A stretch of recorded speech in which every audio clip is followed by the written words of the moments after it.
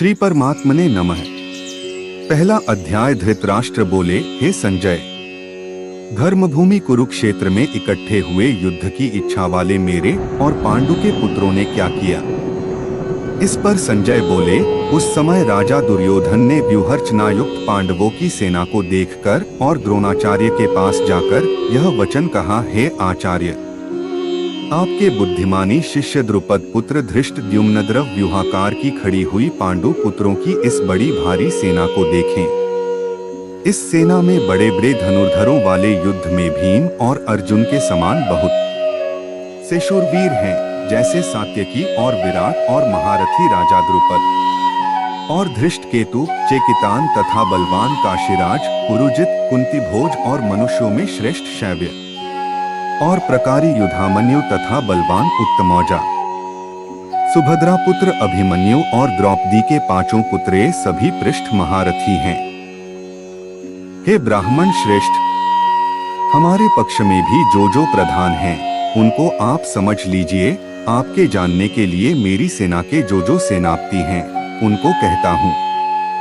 एक तो स्वयं आप और पितामह भीष्म तथा कर्ण और संग्राम विजय कृपाचार्य तथा वैसे ही अश्वत्थामा, विकर्ण और सोमदत्त का पुत्र भूरिश्रवा तथा और भी बहुत से शूरवीर अनेक प्रकार के शस्त्र अस्त्रों से युक्त मेरे लिए जीवन की आशा को त्यागने वाले सब के सब युद्ध में चतुर हैं। भीष्म पितामह द्वारा रक्षित हमारी वह सेना सब प्रकार से अजेय है और भीम द्वारा रक्षित इन लोगों की यह सेना जीतने में सुगम है। इसलिए सब मोर्चों पर अपनी अपनी जगह स्थित रहते हुए आप लोग सब के सब ही निःसंदेह भीष्म पितामह की ही सब ओर से रक्षा करें। इस प्रकार द्रोणाचार्य से कहते हुए दुर्योधन के वचनों को सुनकर कौरवों में वृद्ध बड़े प्रतापी पितामह भीष्म ने उस दुर्योधन के हृदय में हर्ष उत्पन्न करते हुए उच्च स्वर से सिंह की नाद के समान गर्जकर शंख बजाया। उसके उपरांत शंख और नगारे तथा ढोल, मृदंग और नृसिंहादि बाजे एक साथ ही बजे। उनका वह शब्द बड़ा भयंकर हुआ। उसके अनंतर सफेद घोड़ों से युक्त उत्तम रथ में बैठे हुए श्री कृष्ण महाराज और अर्जुन ने भी अलौकिक शंख बजाए। उनमें श्री कृष्ण महाराज ने पांचजन्य नामक शंख और अर्जुन ने देवदत्त नामक शंख बजाया। भयाल खलखलक कनक कर्म वाले भीमसेन ने पौंड्र नामक महाशंख बजाया। कुंती पुत्र राजा युधिष्ठिर ने अनंत विजय नामक शंख और नकुल तथा सहदेव ने सुघोष और मणिपुष्पक नाम वाले शंख बजाए। श्रेष्ठ धनुष वाले काशीराज और महारथी शिखंडी और धृष्टद्युम्न तथा राजा विराट और अजय सात्यकी तथा राजा द्रुपद और द्रौपदी के पांचों पुत्र और बड़ी भुजा वाले सुभद्रा पुत्र अभिमन्यु, इन सब ने हे राजन अलग अलग शंख बजाए। और उस भयानक शब्द ने आकाश और पृथ्वी को भी शब्दायमान करते हुए धृतराष्ट्र पुत्रों के हृदय विदीर्ण कर दिए। हे राजन, उसके उपरांत कपिध्वज अर्जुन ने खड़े हुए धृतराष्ट्र पुत्रों को देखकर उस शस्त्र चलने की तैयारी के समय धनुष उठाकर ऋषिकेश श्री कृष्ण महाराज से यह वचन कहा, हे अच्युत, मेरे रथ को दोनों सेनाओं के बीच में खड़ा करिए। जब तक मैं इन स्थित हुए युद्ध की कामना वालों को अच्छी प्रकार देख लूं कि इस युद्ध रूप व्यापार में मुझे किन किन के साथ युद्ध करना योग्य है। दुर्बुद्धि दुर्योधन का युद्ध में कल्याण चाहने वाले जो ये राजा लोग इस सेना में आए हैं, उन युद्ध करने वालों को मैं देखूंगा। संजय बोले, हे धृतराष्ट्र, अर्जुन द्वारा इस प्रकार कहे हुए महाराज श्री कृष्णचंद्र ने दोनों सेनाओं के बीच में भीष्म और द्रोणाचार्य के सामने और संपूर्ण राजाओं के सामने उत्तम रथ को खड़ा करके ऐसे कहा कि हे पार्थ, इन इकट्ठे हुए कौरवों को देख। उसके उपरांत पृथापुत्र अर्जुन ने उन दोनों ही सेनाओं में स्थित हुए पिता के भाइयों को, पितामहों को, आचार्यों को, मामों को, भाइयों को, पुत्रों को, पौत्रों को तथा मित्रों को, ससुरों को और सुहृदों को भी देखा। इस प्रकार उन खड़े हुए संपूर्ण बंधुओं को देखकर वे अत्यंत करुणा से युक्त हुए। कुंती पुत्र अर्जुन शोक करते हुए यह बोले, हे कृष्ण, इस युद्ध की इच्छा वाले खड़े हुए स्वजन समुदाय को देखकर मेरे अंग शिथिल हुए जाते हैं और मुख भी सूखा जाता है और मेरे शरीर में कंप तथा रोमांच होता है तथा हाथ से गांडीव धनुष गिरता है और त्वचा भी बहुत जलती है तथा मेरा मन भ्रमित सा हो रहा है, इसलिए मैं खड़ा रहने को भी समर्थ नहीं हूँ। हे केशव, लक्षणों को भी विपरीत ही देखता हूँ तथा युद्ध में अपने कुल को मारकर पृष्ठ कल्याण भी नहीं देखता। हे कृष्ण, मैं विजय नहीं चाहता और राज्य तथा सुखों को भी नहीं चाहता।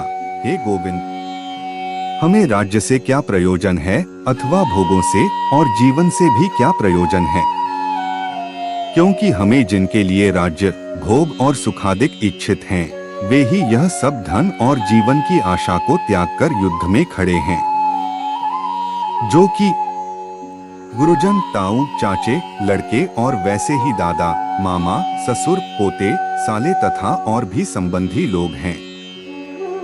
इसलिए हे मधुसूदन, मुझे मारने पर भी अथवा 3 लोक के राज्य के लिए भी मैं इन सबको मारना नहीं चाहता, फिर पृथ्वी के लिए तो कहना ही क्या है। हे जनार्दन, धृतराष्ट्र के पुत्रों को मारकर भी हमें क्या प्रसन्नता होगी, इन आतताइयों को मारकर तो हमें पाप ही लगेगा। इससे हे माधव, अपने बांधव धृतराष्ट्र के पुत्रों को मारने के लिए हम योग्य नहीं हैं, क्योंकि अपने कुटुंब को मारकर हम कैसे सुखी होंगे।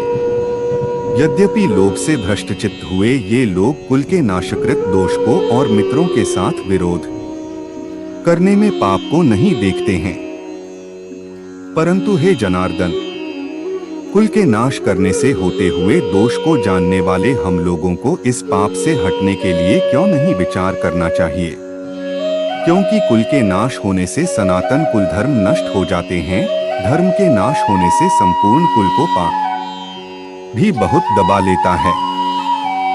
तथा हे कृष्ण, पाप के अधिक बढ़ जाने से कुल की स्त्रियां दूषित हो जाती हैं और हे वाषणे, स्त्रियों के दूषित होने पर वर्णसंकर उत्पन्न होता है और वह वर्णसंकर कुलघातियों को और कुल को नरक में ले जाने के लिए ही होता है।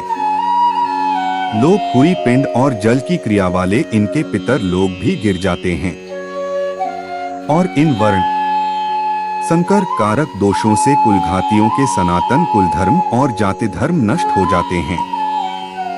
तथा हे जनार्दन, नष्ट हुए कुल धर्म वाले मनुष्यों का अनंत काल तक नरक में वास होता है, ऐसा हमने सुना है। अहो, शोक है कि हम लोग बुद्धिमान होकर भी महान पाप करने को तैयार हुए हैं, जो कि राज्य और सुख के लोभ से अपने कुल को मारने के लिए उद्यत हुए हैं। यदि मुझ शस्त्ररहित न सामना करने वाले को शस्त्रधारी धृतराष्ट्र के पुत्र रण में मारे तो वह मारना भी मेरे लिए अति कल्याणकारक होगा। संजय बोले, रणभूमि में शोक से उद्विग्न मन वाले अर्जुन इस प्रकार कहकर बाण सहित धनुष को त्याग कर रथ के पिछले भाग में बैठ गए। इसलिए जो गीता के प्रथम अध्याय को पढ़ता, सुनता तथा अभ्यास करता है, उसे इस भवसागर को पार करने में कोई कठिनाई नहीं होती। दोस्तों, आपको यह वीडियो पसंद आया होगा ऐसी मैं आशा करता हूँ। दोस्तों, आप मेरे इस YouTube चैनल को सब्सक्राइब करें और वीडियो को अपने दोस्तों को शेयर करें।